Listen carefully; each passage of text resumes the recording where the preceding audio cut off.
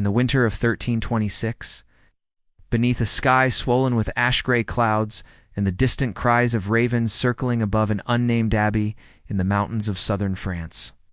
A strange procession was underway. Peasants walked barefoot through the frozen mud. Monks, faces hollowed by hunger and penitence, held waxen candles that bled tears of flame onto the stone path. At the center of the procession, carried not with dread, but with reverence, was a body, or what remained of one. Wrapped in linen, soaked in perfumed oils, the corpse belonged to a woman named Sister. She had died just 3 days earlier, but the villagers claimed they had smelled roses, not rot, the moment her breath ceased. That alone would have been enough to mark her as blessed. But that was only the beginning.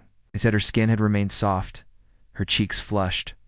Her eyes, though lifeless, held a strange shimmer.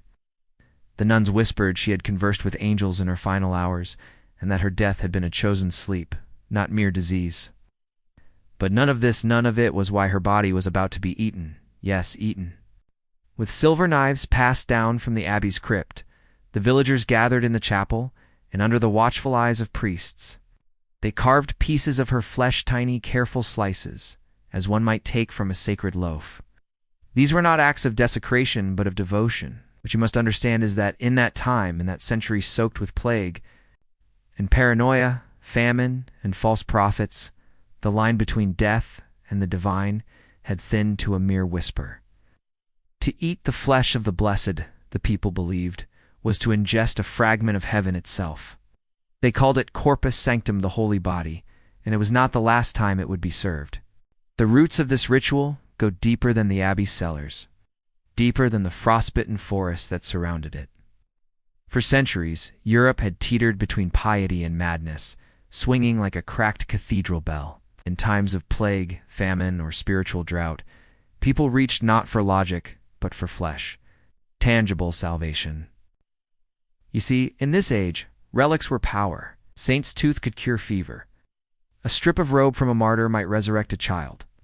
So is it truly madness, then, to believe that the entire body of a holy woman, unsullied and fragrant in death, might contain within it the power to heal, to bless, to change fate?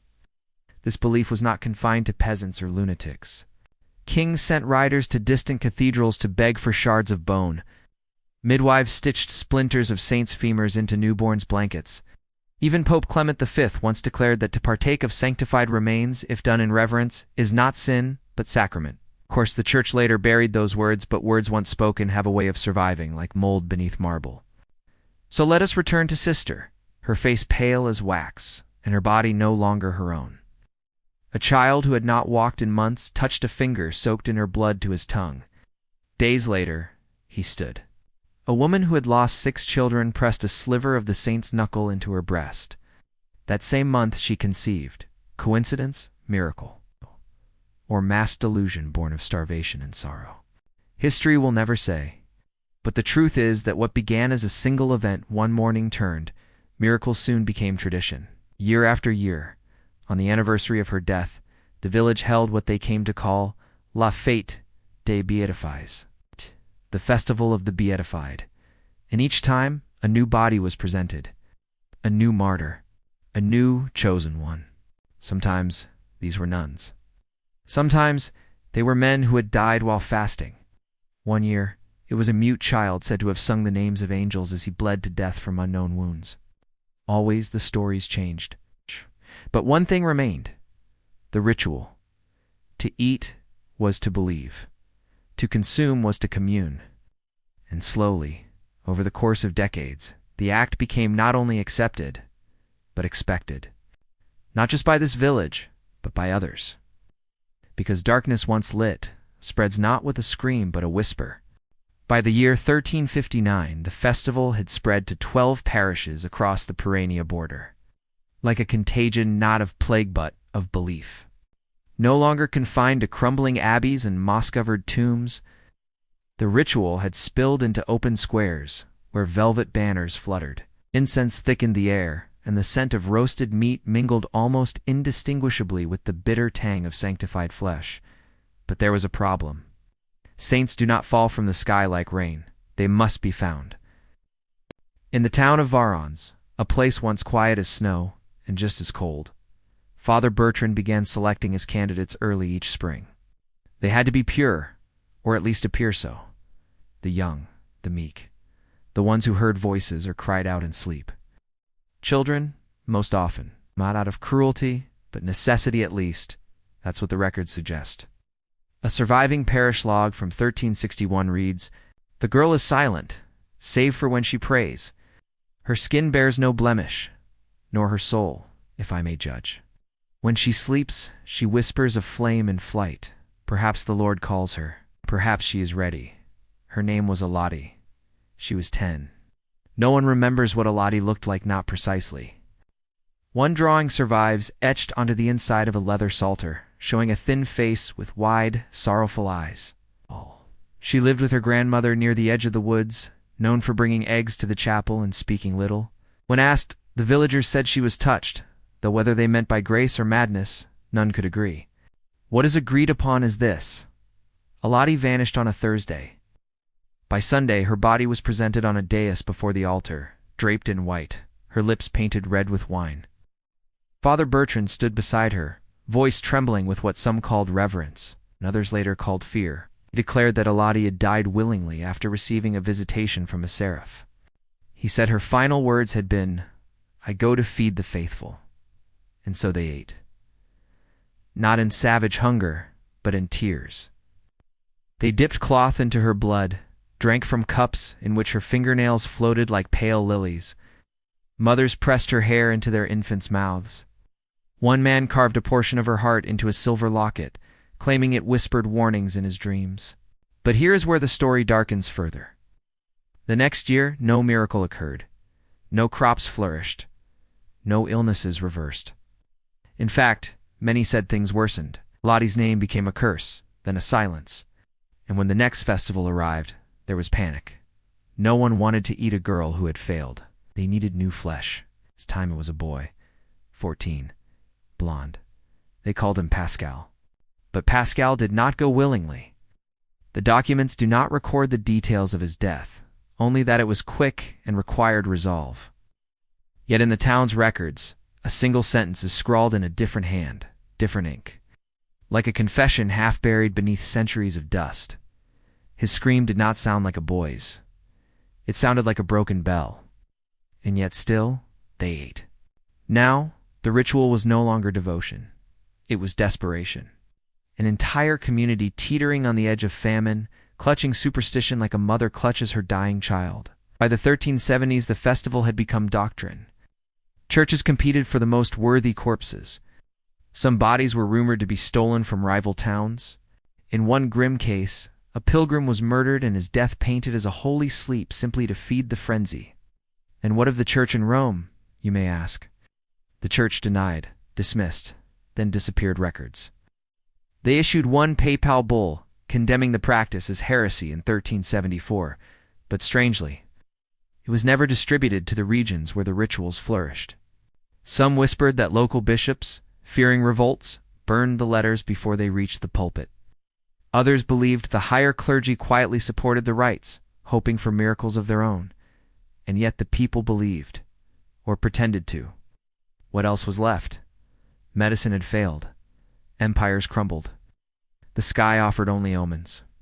And so, with each new year, the question returned.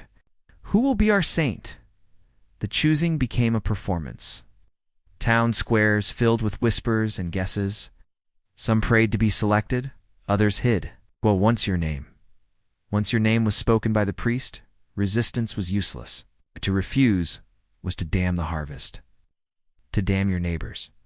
And so, in the shadow of spires and the wail of choirs, the people watched year after year as chosen ones walked slowly, solemnly toward the altar, to be sanctified, to be slaughtered, to be consumed.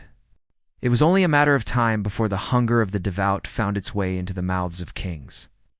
In 1387, in the courts of Provence, a rumor circled like a silent raven overhead. That a child had been born without breath-cold, limp, still-and, was revived by placing a shard of bone beneath its tongue. Not just any bone, of course, but that of a consumed one, a child martyred during the feast of the beatified Inverns. The tale slithered up the gilded stairs of noble houses, winding its way through silk-draped corridors and candle-lit chapels, and soon the powerful began to whisper, not of salvation, but of longevity.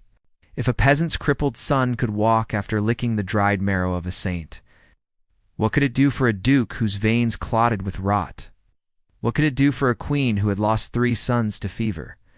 For a cardinal whose hands trembled each time he tried to lift the chalice? The answer, they believed, lay not in heaven but on the plate. Thus began what scholars, in hushed Latin, later referred to as convivium sanguinum, the banquets of blood. These were not public, not like the dirt-floored rituals of the villages. No, the elites hosted their own devotions, behind stone walls thick with velvet and gilt. Bodies pale, perfumed, already bled, were laid on long tables beneath chandeliers. Silver knives, not rusted relics, parted the flesh. Psalms were whispered between sips of wine. The rituals became performances, and the performances became obsessions. One letter, preserved in the vaults of the Vatican and attributed, albeit anonymously, to a French duchess, reads the child sang, while they took the heart, a hymn none of us knew, in a tongue too old to name. When I swallowed the first bite, my dream ceased. I have not wept since. It was not just belief, it was power. A new theology took root in the minds of the aristocracy, that the soul of the innocent, when consumed, did not simply bless it, obeyed, that by digesting the divine, one might enslave it, capture grace within one's own body, and from belief came procurement. Children were not always volunteers anymore.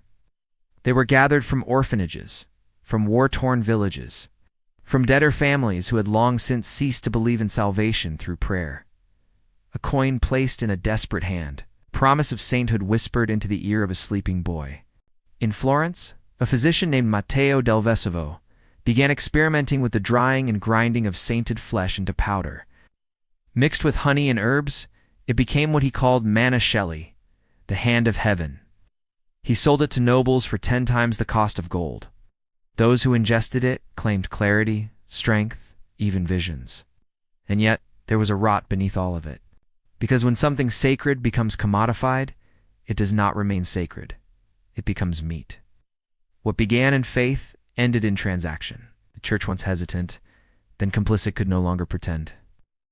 In 1394, Pope Boniface X issued a private inquiry into the rumors of sacrificial rites among the aristocracy.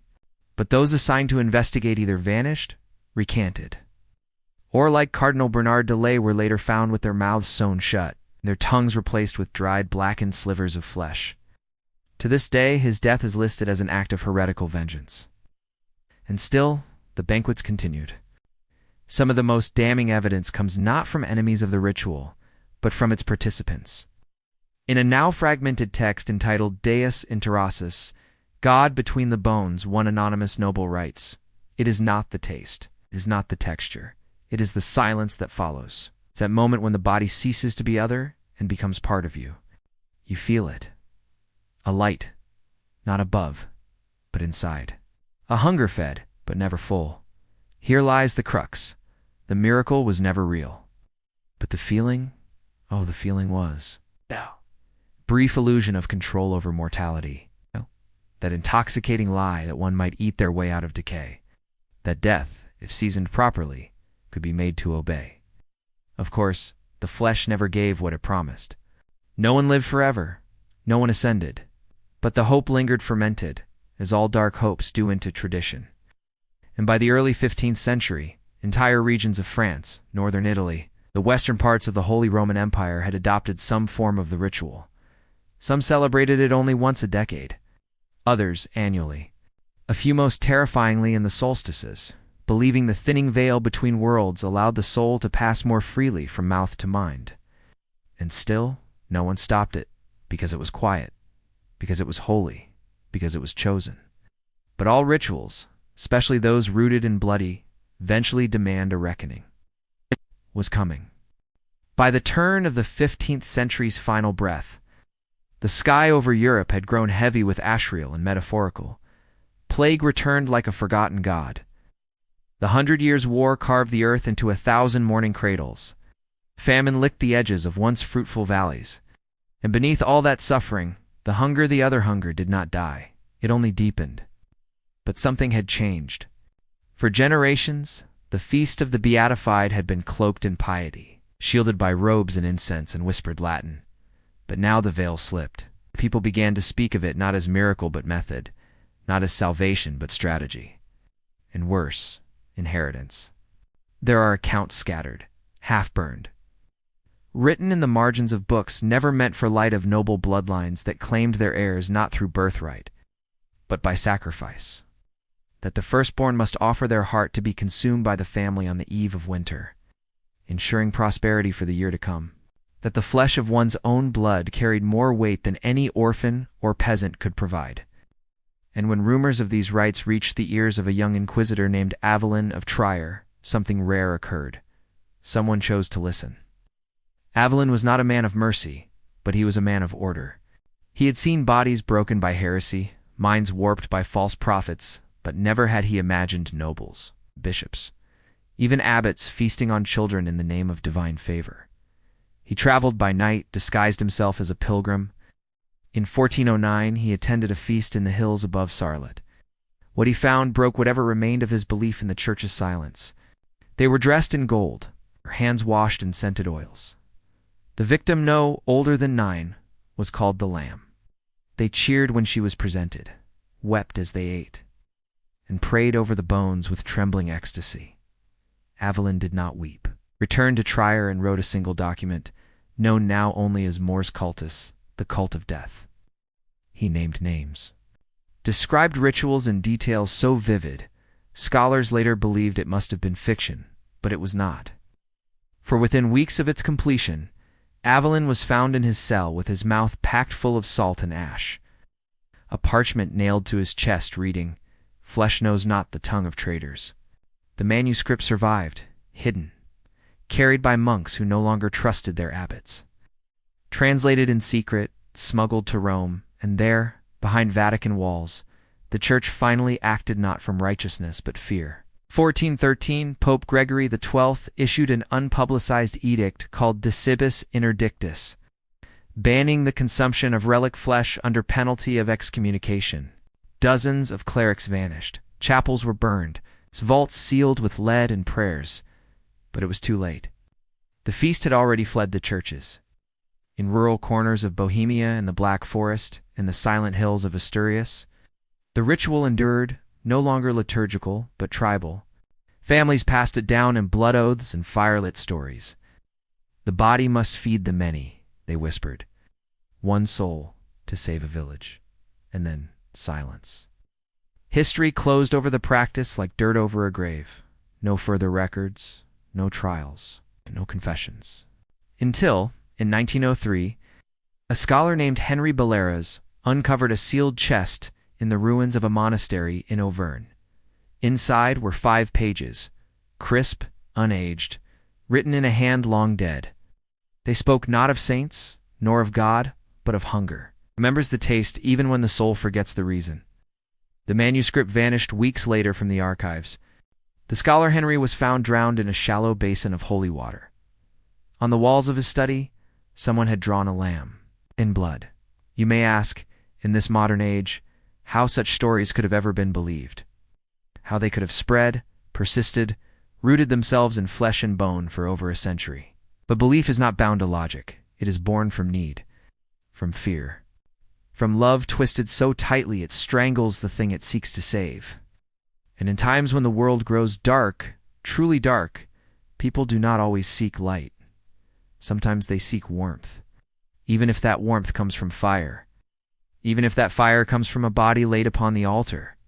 So when you hear of saints who never decayed, of churches sealed forever, of villages wiped from maps, remember, some stories are not lost. They are simply buried, waiting to be eaten again.